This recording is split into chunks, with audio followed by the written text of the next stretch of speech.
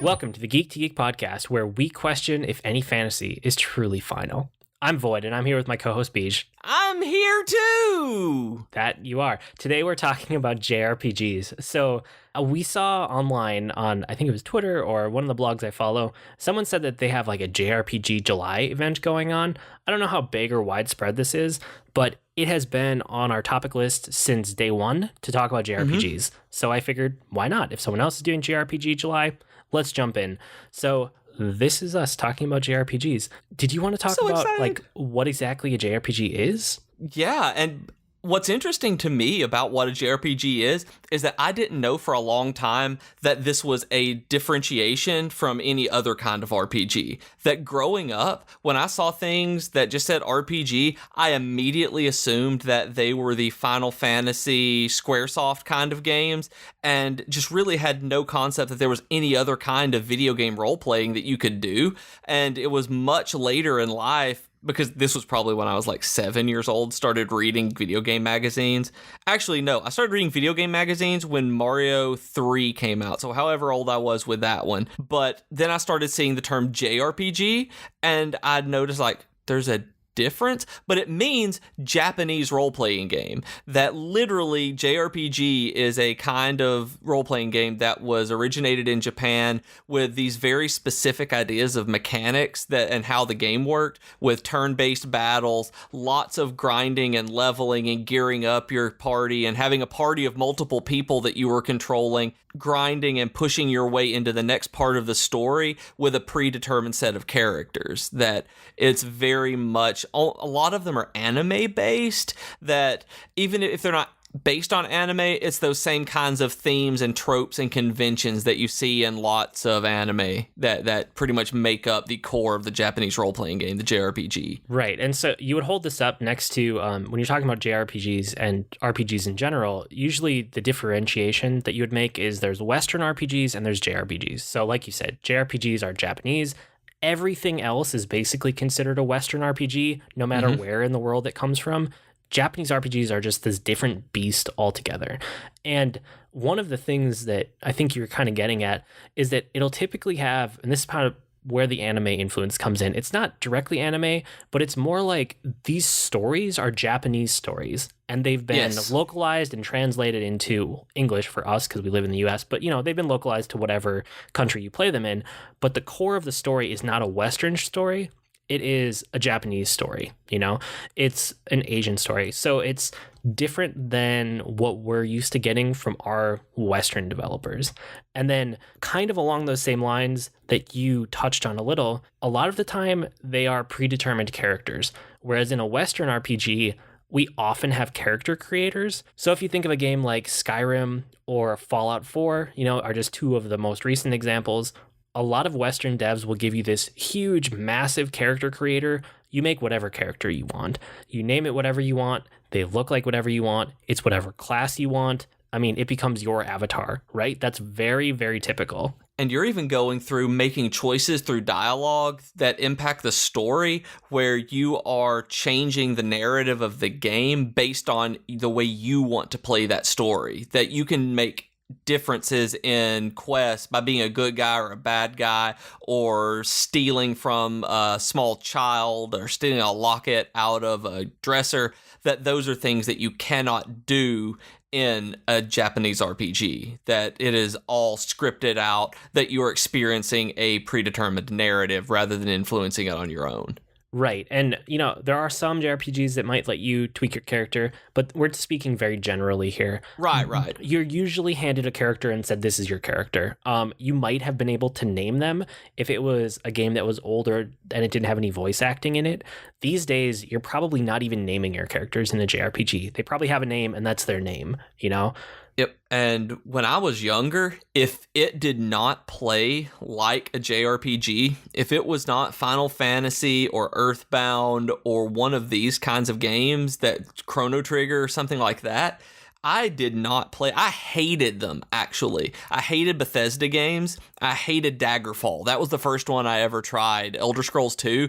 I hated it because there was so much text. I couldn't parse the story out because I was used to the tiny, I was used to the big blue bubbles of text that had large characters in it, and in Daggerfall and the Elder Scrolls and Fallout and all of these, the text was so small. You were getting paragraphs worth of text that you were reading, and it was just uninteresting to me. I wasn't seeing the characters move around.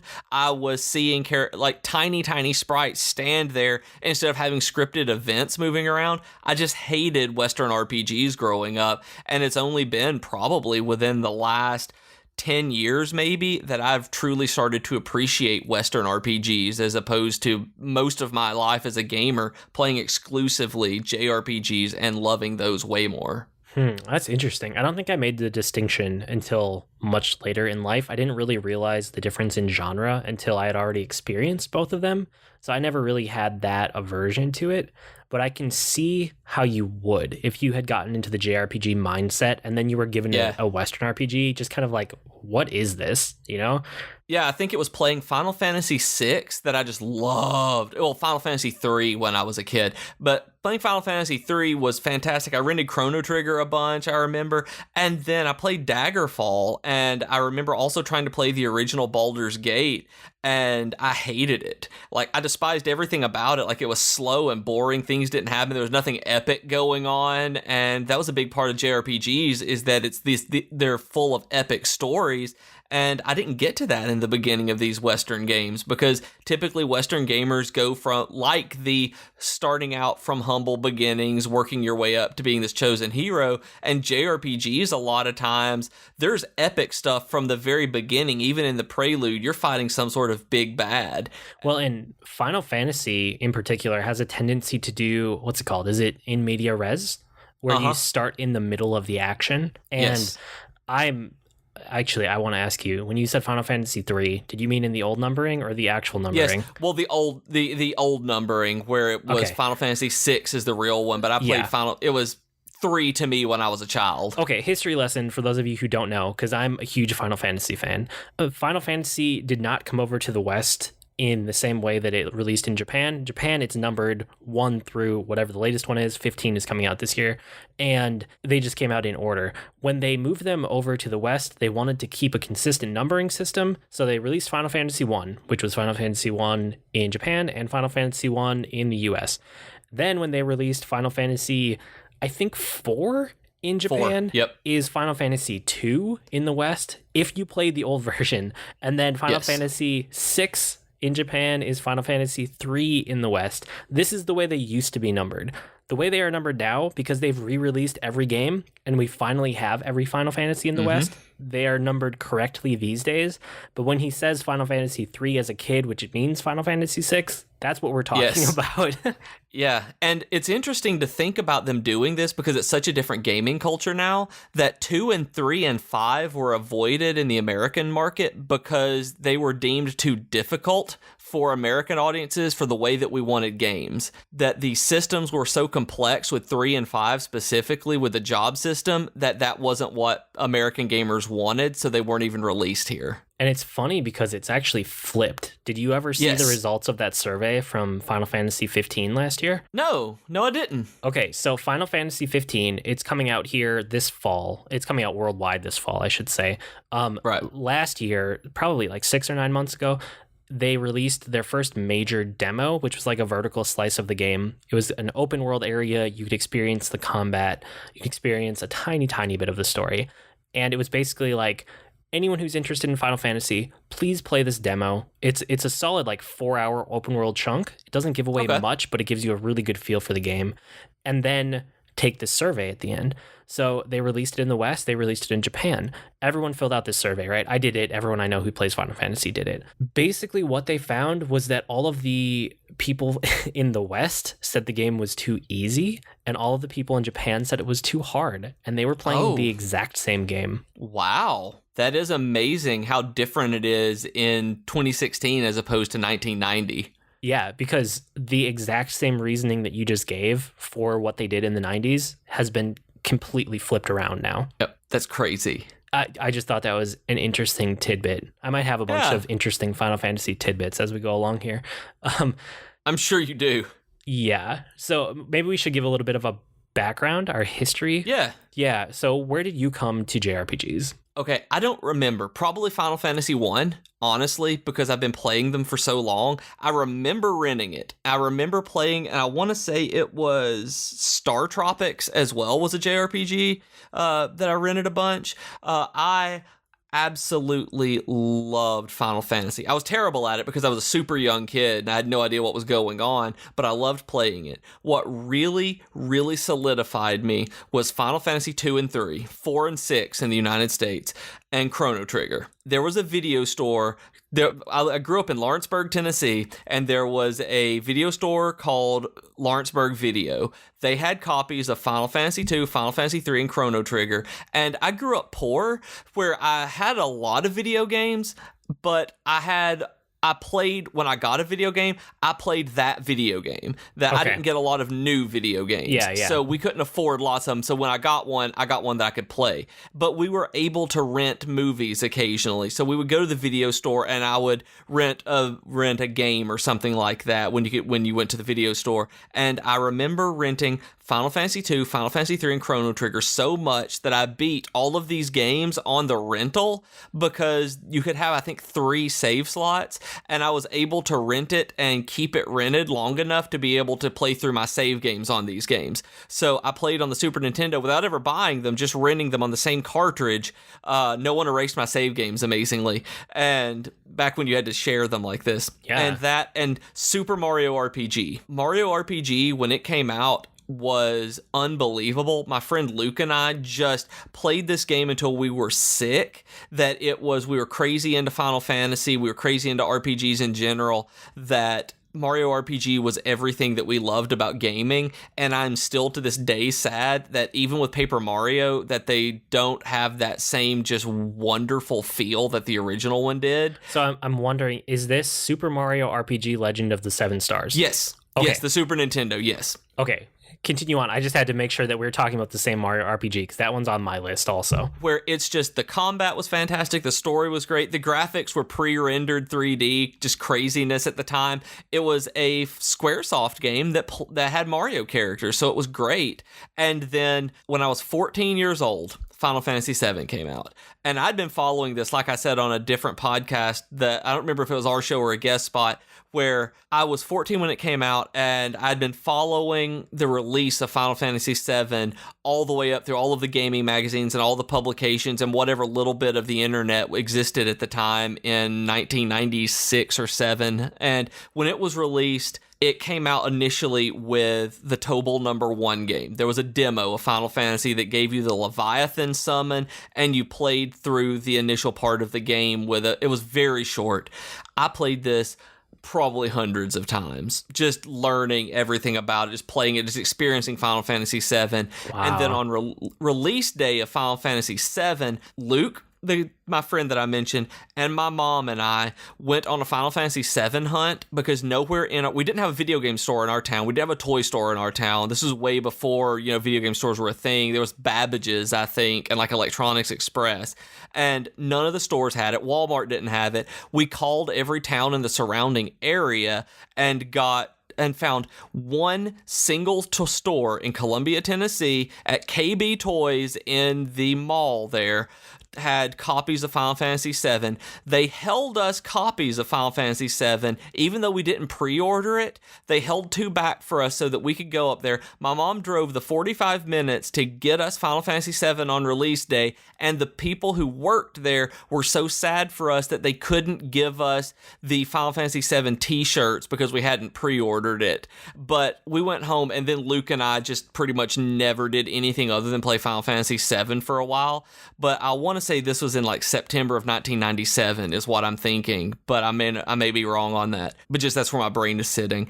But it's like I remember going into the toy store and getting Final Fantasy VII. There are very few things that I remember as vividly as calling KB Toys in Columbia, finding out they had it, the just ecstatic bliss of knowing I'm going to get it on the day that it came out. And then, you remember being like this as a kid, then getting it home, and a game that lived up to the hype. Like, it wasn't a letdown. And at the time, I'd been let down by games even still where it's like, oh man, I bought this game and I paid $60 for this. I can't afford another game for another like 6 months, and this is bad. But Final Fantasy VII was perfect. It was everything we had hoped that it would be. And that was really, even though I played through 4 and 6 and Chrono Trigger and Mario RPG and Earthbound and all of these Super Nintendo ones that are just brilliant and hold a special place in my heart, Final Fantasy VII is the one that solidified me, that I have that nostalgic feeling for because I got it on release day, and made me a JRPG fan for life.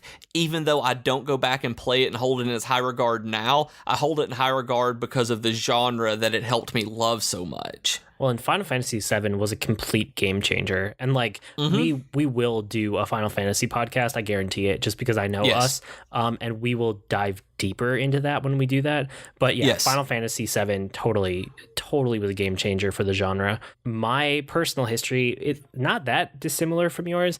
I played Pokemon Red and Pokemon Yellow and Pokemon Silver. Those were probably my first JRPGs. Because really, if you think about it, Pokemon is an RPG, or is a JRPG.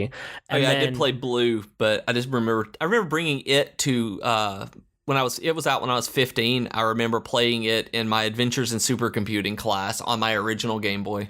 Pokemon. Right, so Pokemon was kind of my on-ramp to JRPGs as a kid. And then after that, I did play Super Mario RPG, Legend of the Seven Stars on Super Nintendo. I think I played it at a friend's. I don't think I ever owned it, but I remember really liking it and thinking it was different because I hadn't played a whole lot of games like that at the time. And then I came to Final Fantasy right at Final Fantasy VII. And it was like, I want to say it was just before Final Fantasy VIII came out, actually. Oh, okay. Like, all of my friends had beaten it and they were telling me about it and showing me the end game and telling me why it was cool. So like after the fact, I went back and played it, and that was kind of what hooked me on the genre, was Final Fantasy VII. Totally understand. So I remember friends going to school and talking about these. Like, it was, my group of friends were playing the same games, and I'd forgotten actually until you said that brought up friends. Luke and I wanted Final Fantasy VII so badly, we went and bought Wild Arms. That came out at the time on the PlayStation. It was out before Final Fantasy VII. Oh, yeah, and it was a great game, but he named all of his characters Cloud, Eris, and I want to say Barrett maybe for the other one, but he named his Wild Arms characters the Final Fantasy VII characters just to be able to have it, like, pretend that was what the game he was playing. Nice. And then, okay, so after Final Fantasy VII, the thing that really like solidified this as a genre that I would love for the rest of my life was that because that was the first time I really got into it, I was there in time for like the golden age of Final Fantasy, which happened basically on PlayStation and then PlayStation 2. So Final Fantasy 7, 8, 9, and 10 are kind of like the core of my JRPG identity, I would say. And since then, very recently, like about a year ago, I wrapped this up. I did a Final Fantasy project, and you know about this because I've talked to you about it plenty of times. Right. But basically, I decided that I loved this golden age of JRPG Final Fantasies, and I had never gone back and experienced the whole series because I was too young at the time. So I set a goal for myself to play every single Final Fantasy game in order and write up my thoughts about them. So I did that as a series on my blog. And it's finished now. I mean, I'll add to it when the next game comes out. But that was really, really fascinating for me. I can't even imagine the amount of time and effort that you put in for that. Like, it's crazy to me to think about it because I've wanted to do that and don't have the gumption to do it and sit down and say, I'm going to spend this much time solely playing this series of games, especially how long they've become. That how many of them that there are, especially with the Final Fantasy X-2 and then as well as 13-2 and Lightning Returns. Yeah, and my goal was to play through the entire mainline series. So I played through every one of the main numbered games. And then since then, I have gone back and tried some of the spin-offs that I didn't do previously. But I never set a goal of trying to beat all the spin-offs because that becomes a little bit crazy for quality of game that you're actually playing. But yeah. that was that was super fascinating for me to get a look at the whole Final Fantasy series. And again, we'll talk about that more when we eventually do a Final Fantasy podcast. But that's kind of my background with JRPGs.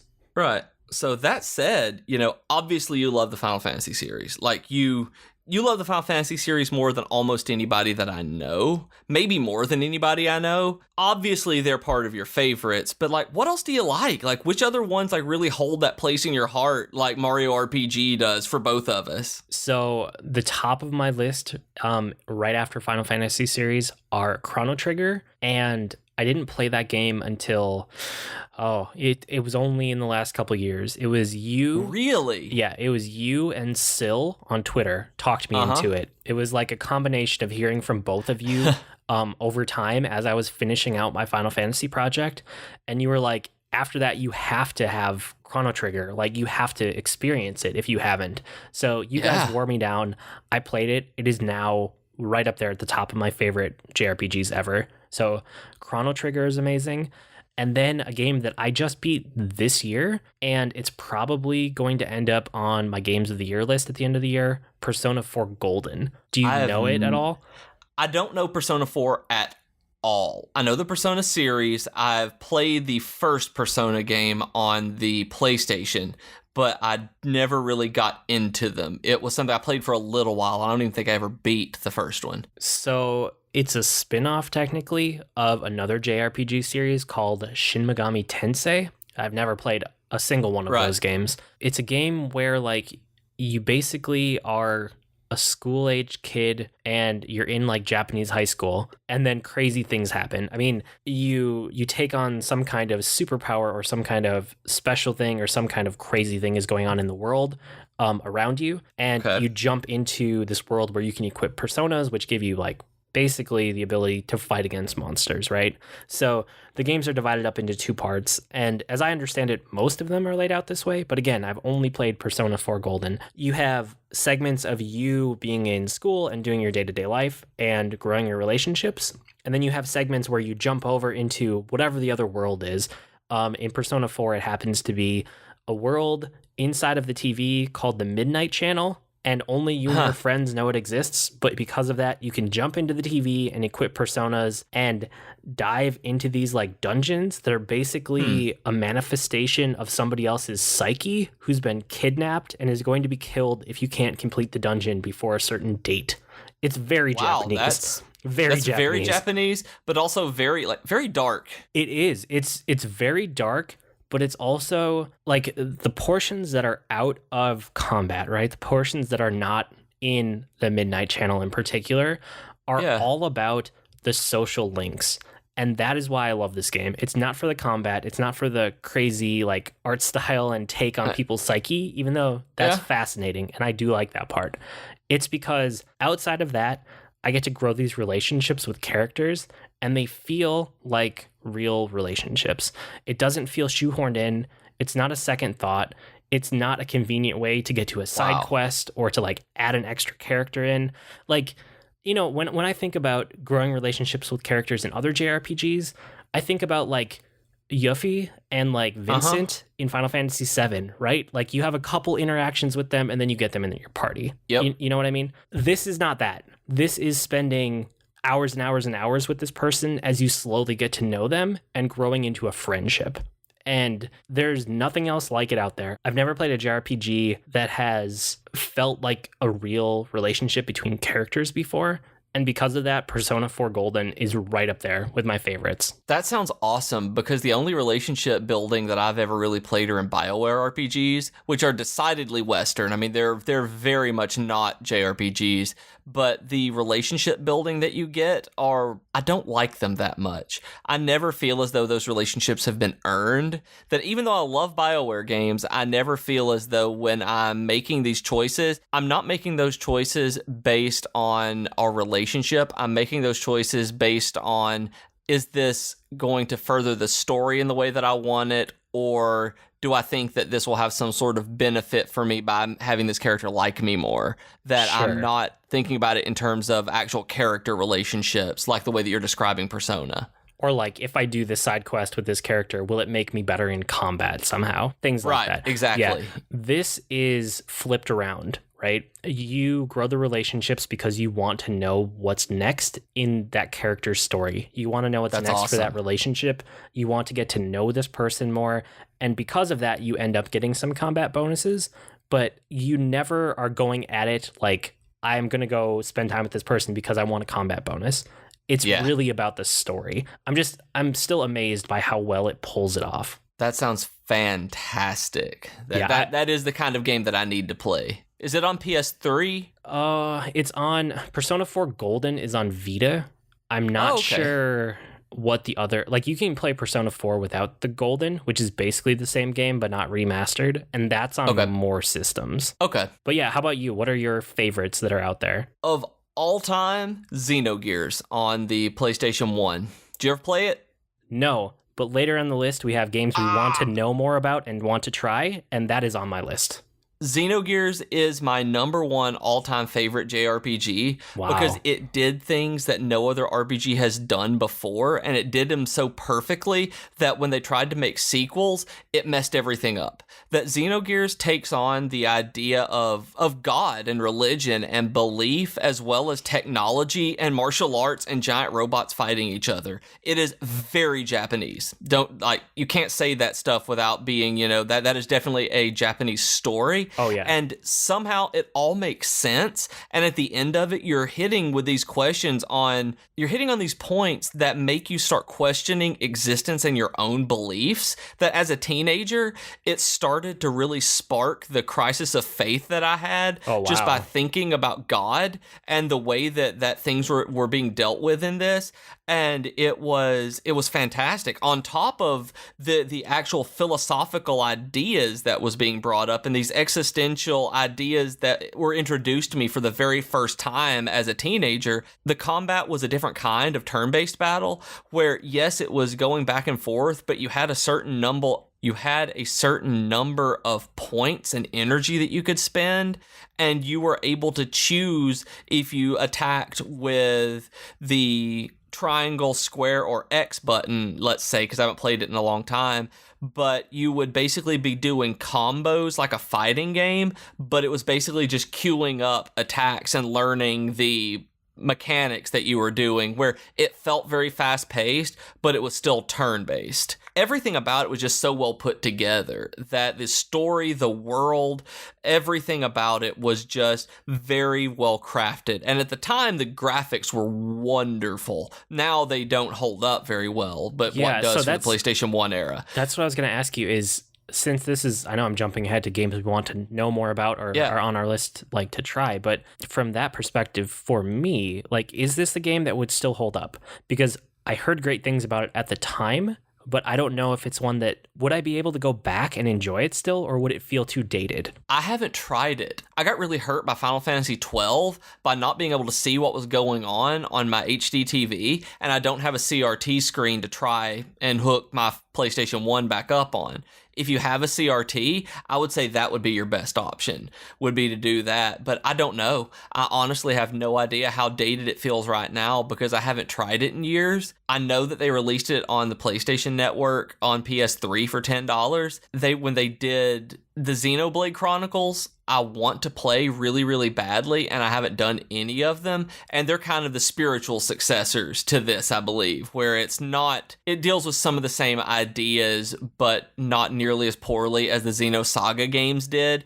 where you were running into cutscenes that were an hour and a half long. Okay, yeah, I didn't really know how those were related, except that they all have Xeno in the name. Okay, so I'm not entirely sure about Xenoblade Chronicles. I just know that they are loosely affiliated in some distant way. Oh, I thought it might be something totally different. I think they're the same. Okay. I think. Now, don't hold me to that, but the bits and pieces that I picked up, that they're loosely related. And then the Xenosaga and Xenoblade game, Xenogears is the 6th episode of what was supposed to be a 9 or 12 part RPG series. That it was this epic sci-fi, religious, pseudo-philosophical just saga. They released episodes 1 and 2 of Xenosaga in which Xenogears was episode 6. So think of it as like this JRPG Star Wars, where you start in the middle of it, you see where everything comes to a head, and then you eventually get the prequels and the sequels. And that is such like a Japanese thing. I mean, all of this is so Japanese, everything that we're talking about, but things get crazy when you talk about their media. Like, they were planning a 9 or 12 series arc, but they started with 6, and they never completed most of it, is what you're telling me. Yes, they never completed most of it because 6 was fantastic. Xenogears is amazing. And then Xenosaga came out, and while the story is awesome, the gameplay is garbage. Oh, okay. Because what they did was they made it an interactive movie that lasted 70 hours, where you would be playing for a 20-minute cutscene, a 30-second walk down a hall, then you might get an hour and a half cutscene that you couldn't skip or pause. That if you turned off your system, you had to restart everything. It was just so poorly put together on the PS2 that then they released a second one, and I cannot even pronounce this. I remember seeing. Yeah, I know exactly what you're talking about. Those things got crazy for titles. Yes, they did, and so there might be a third episode. Might be, because I can't remember if it got canned or released very slowly, like very low key. I don't know. Okay. But there are 3 or 4 of these games that they did not do well. Like, they have a cult following and people do like them. Like, the people who like them really like them because they're able to invest in them. I can't. I don't see you being able to invest in that series other than Xenogears, because it was worth it. Okay. I'm rambling about it and gushing about it, and I haven't played it in probably 10 years. That was when I was at some point when I was in college, and going back and playing through, it was just as awesome the second time and third time as it was the first. But it's a long game that I can't say enough good things about on how it actually legitimately impacted my life and belief system. That kind of media doesn't come around very often. No, that's crazy levels of like how much it impacted you personally. Sorry, I made you tangent into all the other things. I feel more knowledgeable now. But what else is on your top list? Earthbound. I love Earthbound. I need to play Earthbound again because I came late to Earthbound and I don't remember a lot about it. I just remember that of any game I've ever played, it's fun. That I remember that feeling of just having a good time because I've always liked things that don't take themselves too seriously. Then Earthbound does not take itself too seriously. It's aliens and weird 8-bit cartoon graphics, and usually I hate front-facing turn-based combat, but it's brilliant. That it's about friendship and helping people, and I just really like it. This one fits into... I'm realizing more and more that you just like wacky things sometimes. I do. I love wacky stuff. I do. That is...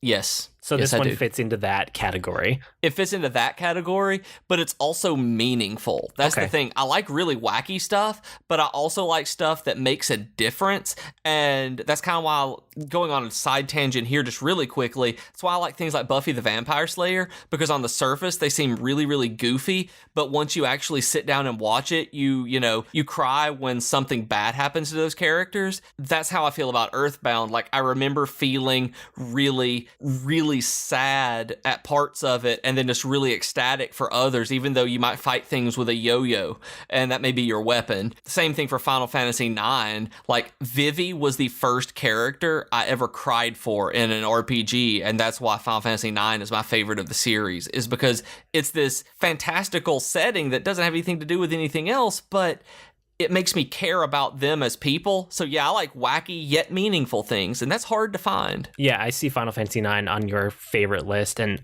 I'm kind of purposefully glossing over the Final Fantasy series because I want to talk about it more in depth. But since you have it on here, I should say Final Fantasy IX is my favorite Final Fantasy game, having played the entire series. So yes, if I had to pick out one to be on my favorites list, it would be FF9. Yep. That's what I did too. It is people who have played it love it, and a lot of people missed it. So they re-released an HD remaster, you guys. It's on Steam, it's on the iPhone, it's on Android. Go pick it up. It is worth anything that you pay for it to play it. And it's Okay, since we're talking about it anyway, I was trying to gloss over Final Fantasy because I know I can get tangented on it very easily. Final Fantasy IX is amazing because it happened right near the end of the golden age of Final Fantasy, what I was talking about, like the core of my JRPG identity, and when a lot of people were into the series, that PlayStation 2, PlayStation 1 era. And it is basically a throwback to all of the old Final Fantasies, and I never appreciated how amazing it is until I played through the whole series, because Final Fantasy IX takes everything they learned with like the more modern and sci-fi Final Fantasy games, so 7 and 8, and it takes what they learned from that but then applies it back to a high fantasy setting for the first time since basically Final Fantasy V, because 6 is kind of in a weird in-between spot. Yeah, 6 is kind of steampunky fantasy and like, it's kind of anachronistic. Yeah, and it's also technology. Yeah, it's in a different spot. But Final Fantasy IX is a return to high fantasy after being away from it for like 3 games, which represents a bunch of years, and it's so good. I love that game. So good. Play it. And then the last one that I just absolutely adore, I had to list. It's weird that I listed more games than you did, but you listed like 15 of them just by saying Final Fantasy series.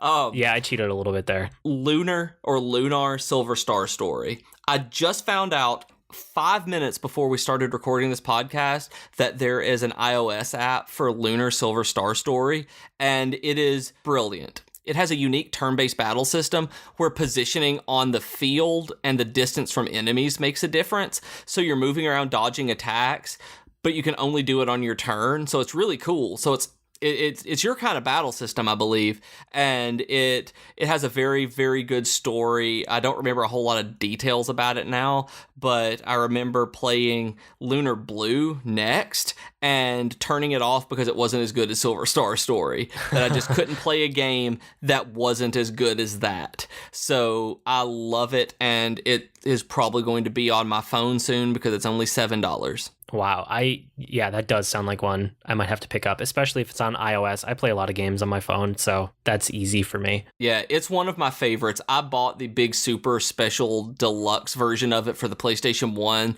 and I still have the cloth map of the world that I love it. A little bit of nostalgia. Yeah. So, I mean, I know we also want to talk about like which ones, and we won't linger here, but like which JRPGs just don't work for you? You know, is there a series or a game in particular?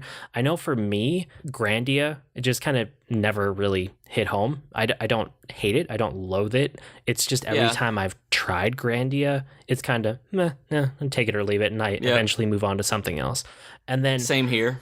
Okay. And then the other one for me is Dragon Quest, which is weird because I love Final Fantasy, and a lot of people see like Dragon Quest as bigger than Final Fantasy, especially in Japan. That's true. Not so much here. Knowing that it's bigger than Final Fantasy in Japan, I've gone back and I've tried to play Dragon Quest a bunch of times with a bunch of different games. I actually made myself beat one of them because I wanted to say that I finished one all the way to completion, and I still I don't like it. You know, I can't either. Ever since I was a kid, when it was being released as Dragon Warrior over here, just can't do it. I just don't like it. I keep trying, same as you. I try occasionally. Whichever one is out and new, I would rent it, demo it, play it at a friend's house. Just don't like it. I don't know what it is about it that I don't like. I don't know if it's the battle systems, the stories, but I don't think, and this is a tangent that we can either run with or not, I don't think I like Enix games. The Enix part of Square Enix is what I think is taken away from the latest Final Fantasy games, because they've played a lot more like Enix games as opposed to Squaresoft. And when they merged companies, that's when I noticed that I started playing fewer and fewer JRPGs. I can see that. I don't know enough about Enix games to comment a whole lot, but I know enough to think that you might be onto something there. In terms of Dragon Quest, though, I realized by actually finishing one game, because I wanted more context. I wanted to understand why I didn't like it when so many people did. And it's a genre, you know, it's JRPG. I love JRPGs. I wanted to know why I didn't like it, which is why I made myself finish a full game. I think part of my problem with it is that the core gameplay does not change, right? Final Fantasy, I love Final Fantasy for its constant reinvention of itself between each major series entry. Every Final Fantasy game you play is basically a new gameplay system, but there's this little bit of core to it that still makes it feel like a Final Fantasy game. Dragon Quest, every game you play has the exact same system on it. Like exactly the same system. It has not changed. Like, they might have tweaked it ever so slightly, but you can play the latest Dragon Quest game and you can go back and literally play Dragon Quest 1 and they have the exact same battle system. And that's like the core of the game. So it hasn't evolved with time. And that bugs me a lot. I think that may be what bugs me about it too, is it just doesn't feel right. There's just something about it I don't like. And, you know, it might be if I had played the original Dragon Quest right when it came out and it hooked me at the time, maybe it would have been a series that I would have followed. But going back to it now, it doesn't do it for me. And because the battle system, the core of the game hasn't changed, it's like there's nothing here for me unless you eventually try to change your system. But then I guess it wouldn't be Dragon Quest anymore. And I mean, as somebody who played Dragon Warrior on the NES when I was a child and loved Final Fantasy and JRPGs, it didn't hook me. I don't think it would have. Okay, so maybe it's just not for me, and I'm okay with that. I have plenty of other JRPGs that I like. And speaking of which, like, this was what I was jumping ahead to, but what games do you have on your list that you want to know more about or you want to try? For me, like I said, Xenogears was on there, Earthbound, which you actually told me a little bit about, which I'm grateful for. The Super good. Yeah, Xenoblade Chronicles series. Yep. So one of those was That's out on mine. Yeah, okay. One of those is out on the Nintendo Wii, and then the second one, which I think is called Xenoblade Chronicles X, is out on the Wii U. That came out in the last 12 months or so. And then there's a re-release of it on the 3DS, on the new 3DS, where you have to have a new 3DS to play it. Right. Yeah, which is kind of But it's a weird. re-release of X. Yeah. I also have The World Ends With You, which I had tried on DS at the time, and I didn't understand it at all. So I gave up on it. And ever since then, I've heard people just raving about this game. Did you ever touch it or play it? Do you know what it is? No, I've heard the name, and that's the extent of it. I've heard people raving about it, and I have honestly ashamed to say I've never bothered to look it up. So this one's still kind of in the back of my mind as something I should probably go track down a copy of on DS. Basically, you were playing two games at the same time. And when I was a kid and I tried to play this game, I couldn't get my head around it, so I got frustrated and I gave up. But basically on the DS, you know, you have the top screen and the bottom screen. So you had the touch controls, I believe, were controlling everything on the bottom screen with a stylus, and then your buttons were controlling things on the top screen. And you were playing two characters at the same time in the same game, and their stories intertwined somehow. There hasn't been anything else like it since. And I feel like I'm missing something there, but I don't know what I'm missing because I gave up on it so early without realizing what it was. That sounds really interesting. I want to know more about this now. Yeah. Okay. So that one's on my list. And then I also have the Star Ocean series. I've like barely ever touched it. I probably should give it a shot because there's a bunch of games out there now. And then Shin Megami Tensei series. Maybe it might be for me. It might not. I really like Persona, and I know Persona is a spin-off of this series. So I don't know if I went back, if the core series would still be for me. But having loved Persona 4 so much, I feel like I owe it to myself to go back and at least check out one game of the series that it spun off from. Does that make sense? It does. And especially since they actually still include Shin Megami Tensei on the titles of the games. That, like, Persona 4 is technically titled Shin Megami Tensei Persona 4, isn't it? I think they dropped it with Persona 4 Golden. I think they're not doing it anymore because I know Persona 5 is just Persona 5, but I know Persona 3 had it as like a title before. So yeah, something like that happened. You're on the right track though. It's Japanese naming conventions and we can't keep up. Oh man, like Fire Emblem Sharp FE Tokyo Mirage Sessions that just came out on the Wii U. That is still better than whatever they're doing with Kingdom Hearts games. I don't honestly know what the newest one is called. Like, I cannot remember it. I think I'm physically incapable of remembering what that game is called. Listeners, I am going to edit this in post. I'm going to look back at my Video Game News Now notes, and I'm going to find you the latest name of the latest Kingdom Hearts game. Give me a second. Okay, listeners, we're back. I looked it up. I had it in my show notes from a Video Game News Now episode. The latest Kingdom Hearts collection is called Kingdom Hearts HD 2.8 Final Chapter Prologue. That is the name of this collection that they just announced. And the games included, these are like all separate titles for different Kingdom Hearts games. All of these are in this collection that they're going to be putting out. Kingdom Hearts X-Chi Back Chapter, Kingdom Hearts Dream Drop Distance, and Kingdom Hearts 0.2 Birth by Sleep, A Fragmentary Passage. Those are literally the names of the Kingdom Hearts games that are coming out now, like in 2016. I can't even. Anyway, Kingdom Hearts. Sorry, I got on a tangent. Yep. Oh, it blows me away every time. Sometimes you have to. Yeah. So what about you? What are your games that you still have to check out that you want to? Like you said, I want to play Xenoblade Chronicles, and that goes bagear into me loving Xenogears so much, and just hearing wonderful things about it. I've heard too many good things about the Bravely Default and Bravely sequel, not play them at some point, especially given that they had started development as Final Fantasy games.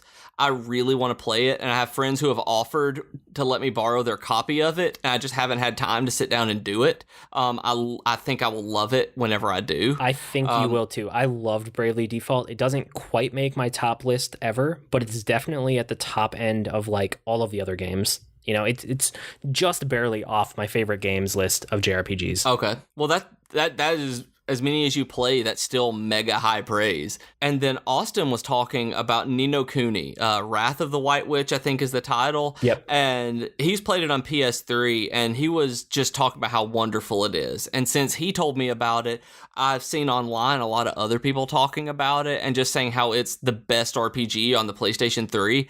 And I know that I'd mentioned it to you before, and you didn't think it was for you because of early sections of it or something like that. Yeah, I tried it and I didn't love it. The art style was definitely unique, but like the gameplay there wasn't enough there to hook me. I gave up on it pretty quick. I haven't touched it at all or even seen it been played other than videos, so I'd like to know about it.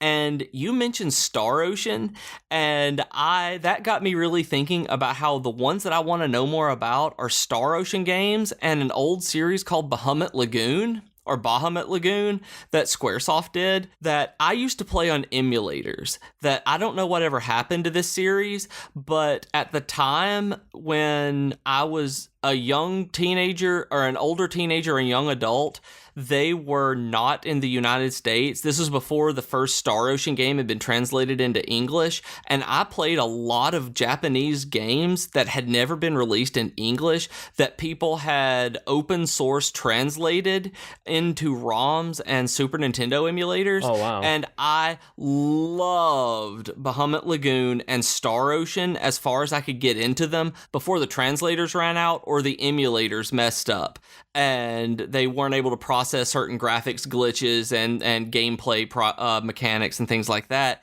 But I adored these I don't even know what word to use, just these second-rate translations. I don't even want to say second rate, just they're these fan translations of Japanese games that were done as a labor of love, that as a player, I loved them. And I want to know more about them in their native language or, translations and official localization, because I played Final Fantasy V like that. The first time I beat Final Fantasy V was on an emulator before they released an English version of it and said that his name was Bartz. This ROM had translated into Butz, B-U-T-Z. Oh yeah, that's classic. That was actually in one of the releases here in the US. Was it? Yep. Okay, so that was how I was originally introduced to Final Fantasy V. I beat a fan translation of it on an emulator on my old Hewlett-Packard PC, was how I first beat Final Fantasy V. So I have a huge fandom for things like Bahamut Lagoon, Star Ocean games that were never released in the United States. So I guess I want to know more about those. Wow. Yeah, and maybe next year I can talk you into doing Final Fantasy V again for the Job Fiesta. We'll see. We'll see when the calendar swings back around that way.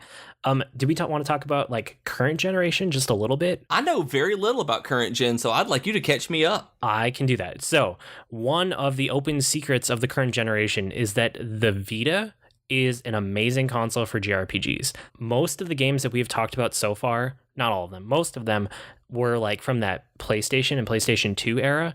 And almost all of the JRPGs from that PlayStation era are now released as like PlayStation classics on the PSN store, and you can play those on your Vita. Did you know that? Yes, I knew that because I see a lot of them on my PS3 that it says PS3/Vita on it when I haven't bought them, when I could buy them. So when I did my replay of the entire Final Fantasy series, I played 7, 8, 9, and 10 all on the Vita, and it was an amazing experience. I highly, highly recommend it because then it basically means that you can save anywhere because you can just turn the system off. You don't have to leave it running, you know, which is a huge change from trying to play it on an actual PlayStation or PlayStation 2.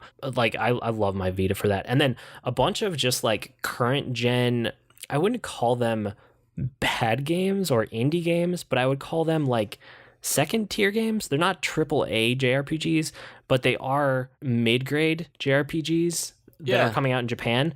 There are tons and tons and tons of those releasing on the Vita all the time that like they don't get news here, but if you go look on the PlayStation Network store, there are a ton of them out there. So open secret of this generation, the Vita is an amazing console for JRPGs. So if anything, you know, in this podcast in particular has sparked an interest for you, you might want to look at that, especially now that like Sony's not putting out AAA games for it. Vitas are pretty cheap to pick up. And even though it's not a very well supported console and there weren't a lot of things on there, I will say that I've thought about picking one up just for Final Fantasy X, because when I saw that game remastered played on a Vita, it's freaking beautiful. Oh yeah, I loved it. Like, I still love my Vita because of the JRPGs on it, and that's really what made it a system. Like, that sold me on the system was the availability of the JRPGs. That's honestly what sold me a Game Boy Advance SP. Was being able to play Super Nintendo remasters. It's essentially a Super in my pocket, and that made it where I could play the games that I loved. Breath of Fire, Final Fantasy games. That was what sold the SP to me. Sure. No, I can see that. So other current generation stuff, there are, if one of these JRPGs isn't on the Vita because it was a Nintendo console, most of those JRPGs are now available on the Wii U eShop, which hopefully means they're going to carry over into the NX for the next system, and they'll keep supporting them on the Virtual Console. You can get Earthbound right now for the Wii U.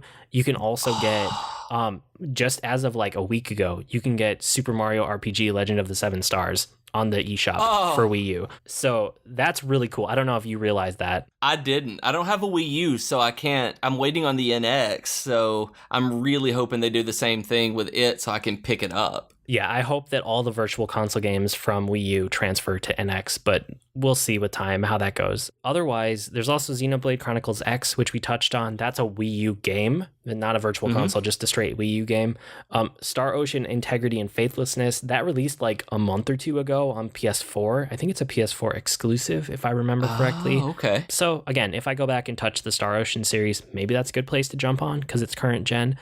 Besides that, the games that I'm actually excited for this generation, Cosmic Star Heroine is one that I've been keeping an eye on ever since it kickstarted. Do you know about this one? No, I don't. I was actually just staring at the notes, seeing its name, and being like, that's an RPG name. So it is essentially, how do I say this? It is a sci-fi spiritual successor to Chrono Trigger done by Western developers. I mean, that's the best summary I can give you of the game. It's not out yet, but I have seen enough about it and I've kept up with it enough.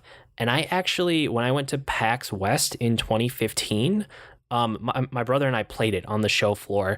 It was like in the PlayStation booth in the section where they just throw all the indies, and it was on like only one screen. And, you know, like right next to it was Battlefront, which nobody had played yet, and everyone wanted to play, you know, the new Star Wars Battlefront game. And I was like, oh, Cosmic Star Heroine, I need hands-on time with that game. So I just walked up because there was nobody there. And I played like 25 minutes of it. That sold me on the game. I'm getting that on day one, no question. Oh, and I'm looking at the Kickstarter page right now as you're talking, and I'm listening to this and hearing you talk about how wonderful it is. It is showing up for PC and Mac as well. PC, Mac, PS4, and Vita. So that's cool. I can play it. excellent. So I will pick it up probably on one of the PlayStation consoles. I don't know which one yet. I'm going to wait till the game comes out and see the reviews and pick a console, but I'm going to get Cosmic Star Heroine when it comes out because I had hands-on time with it and it reminded me of Chrono Trigger and I liked it. And I've also played other games by this developer. They're a good developer. And just so that you guys know, right now I'm looking at it, and as we are recording, I am clicking into a link that says the Humble Store has a pre-order page. I will include this in the show notes for you guys, and I'm going to go ahead and pre-order it because you can get it for $11.99 right now on the Humble Store for PC. Nice. So the other game coming out this year that is also a Chrono Trigger spiritual successor, but this one is actually by a subset of Square Enix, is called I Am Setsuna. And it's out in, depending on when this episode comes out, it might be out already. It's out sometime in July. It's out very soon. And it's by, I believe it's by Tokyo RPG Factory, which is a new branch, like a sub-company that Square Enix spun up specifically to focus on JRPGs. So this is their first real game. They wanted to tackle a spiritual successor to Chrono Trigger. So that is I Am Setsuna, and it's out very soon. And once again, is on pre-purchase on Steam. I love that you're looking them up as I'm talking. I like when I can... I've never seen... You can see how excited I am for JRPGs is because I am focused when we record podcasts. You guys, I don't know if you know, I sit and I stare at my notes and I am talking directly at this microphone. That I am having this conversation with him. He starts talking about spiritual successors to Chrono Trigger. I start opening up new tabs and doing the I'm pre-ordering games as he talks. Yes. Okay. So that's how much I care about these. I'm excited for both of those. And then the other two that I am super excited for, Final Fantasy 15 is out in September. And with my love of Final Fantasy, the mainline series of Final Fantasy, there is no way that I'm not picking this up day one and playing it to the exclusion of every other game in my collection until I finish it. Like, it's a foregone conclusion for me. I'm going to pick up this game, whether or not it's good, whether or not the story holds up. You know, who knows? This game's been in development for 10 years. No, more than that now, I think. It's been in development since basically the same time that Final Fantasy 13 started development. Do you know this story? Yes, I do, but I don't know if all of our listeners do. Final Fantasy 13, when it was pitched and when it was created, it was made as part of this, what's it called? Fabula Nova Crystallis. Like, yeah, it's something along those lines. It was supposed to be like a greater expanded universe around the same core concepts, but have a bunch of different games. So when they announced Final Fantasy 13, they also announced a game called Final Fantasy 13 Versus. And that was the game that was being developed at the exact same time. That game eventually turned into Final Fantasy 15. So this has been in development since Final Fantasy 13 has been, which probably was 2005. So yeah, it's probably been over 10 years of development now. And it's finally coming out. I mean, it's a new mainline Final Fantasy game. I'm excited. Most people who play Final Fantasy are excited to have a new mainline game out. And I'm weirdly not that excited about this one. I've been let down too much by the Final Fantasy series that with new releases, I'm honestly not holding my breath that this one's going to be great. I want it to be great. It looks great. I'm going to watch the movie when it comes out that they're releasing, but I don't put a lot of stock in that the game itself is going to be as fantastic as I want it to be. And I'm hoping that I'm wrong because I haven't played the demo. I don't have a PS4. So I'm holding out hope that it's good, but I'm not letting myself get excited for it. See, I liked the demo, but it feels like it's the most Western Final Fantasy they've ever created, and that worries me a little bit. I mean, the thing is, I'm going to stay optimistic because Final Fantasy reinvents itself with every mainline game. So yes, I'll be optimistic about Final Fantasy 15 because the series reinvents itself with every new game, and generally I've liked what they've done over time. The last game that's currently announced for this generation of consoles that I'm super pumped about, that I wouldn't have cared about 12 months ago, is Persona 5. It's because of Persona 4. I mean, I gushed about it a ton when we were talking about our favorite games. Persona 4 went from being a game that I had barely heard of to being on my top JRPGs of all time list. So Persona 5 is like right up there on the hype meter for me. That, of course, yeah. I mean, if it's as good as 4 is as good as you say it is, then 5 is definitely going to be on your list. Yeah.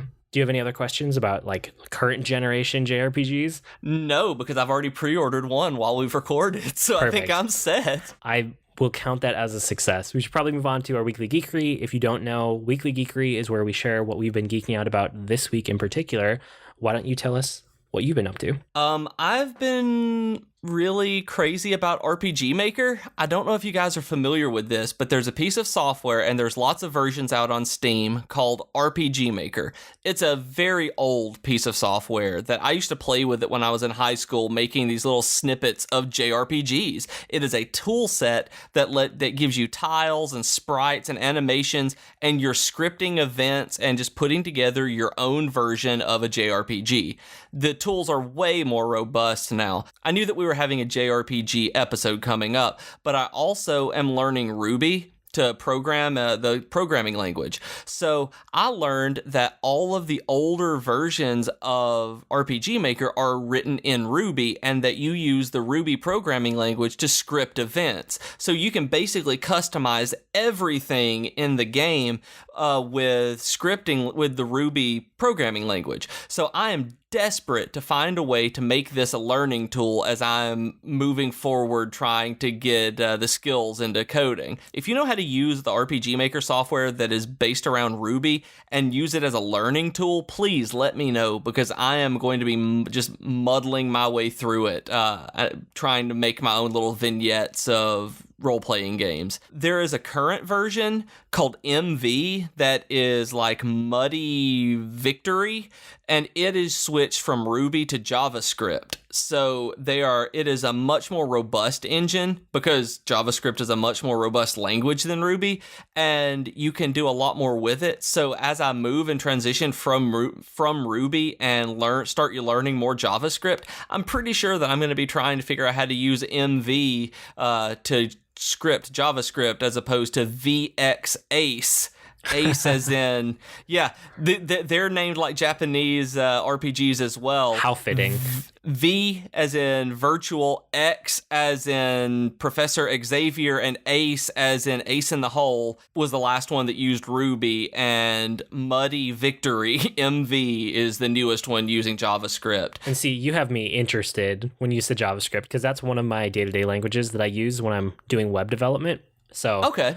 Java, that might be a spot where I actually jump into RPG Maker finally, now that they're supporting JavaScript. Now, the software is expensive. I think it retails for the base tool set at $79, Ooh. But it's expensive, and there are dozens and dozens of DLC tool sets that you'll have. Like, I think there are Cthulhu tool sets. There are just all sorts of different themed sets that you can buy, but they go on Steam sale. All of these are available on Steam, and put them in your wish list, and you will get an update whenever they go on sale. Put the base games. And VX Ace has a light version that I've just downloaded and haven't even booted up that is free to use to see if this is your kind of thing. So hit that up on Steam like I did, but it uses Ruby, and there's no free version for the JavaScript one though. But that means it probably will be eventually.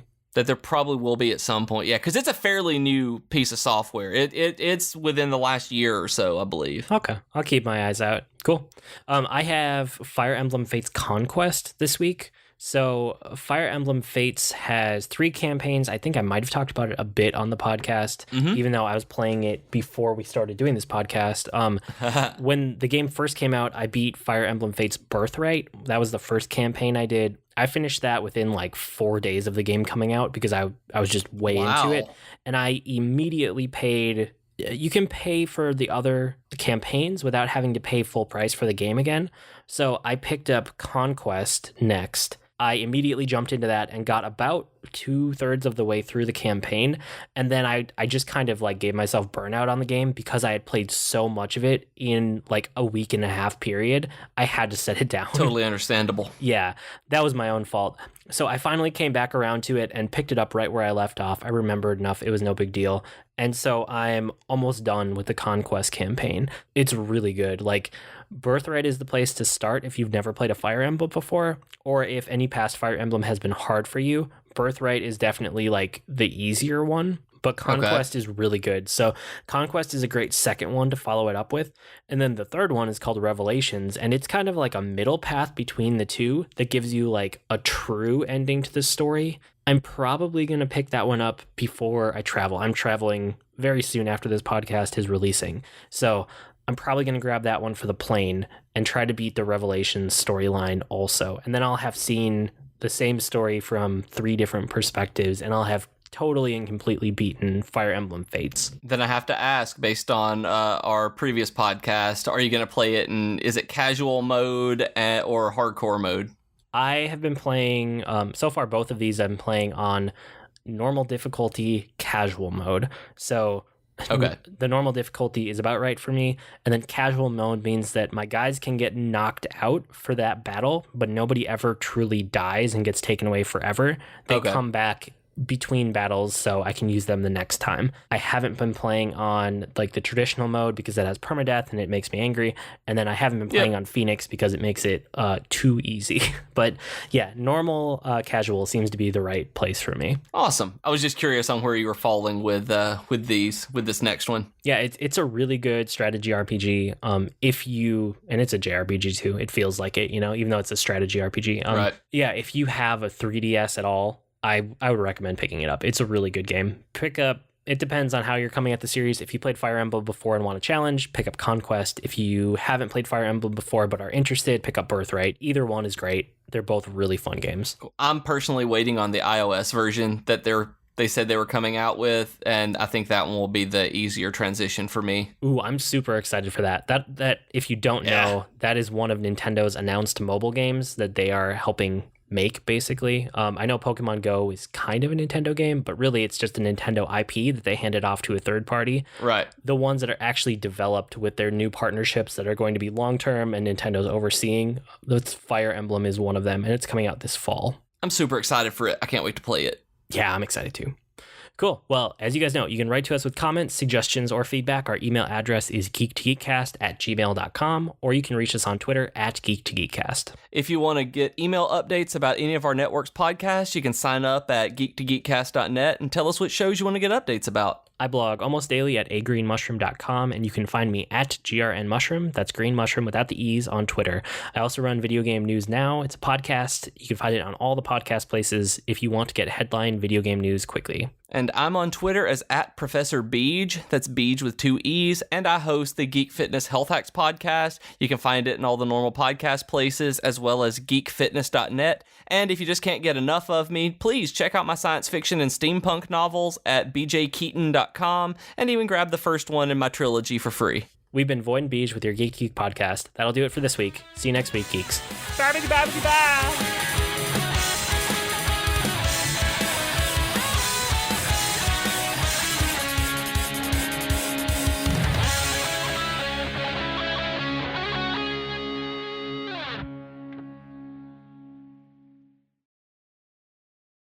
We've been Void and Beej with your Geek Geek pod. Blah, blah, blah, blah, blah. Blah, blah, blah, blah, blah, blah.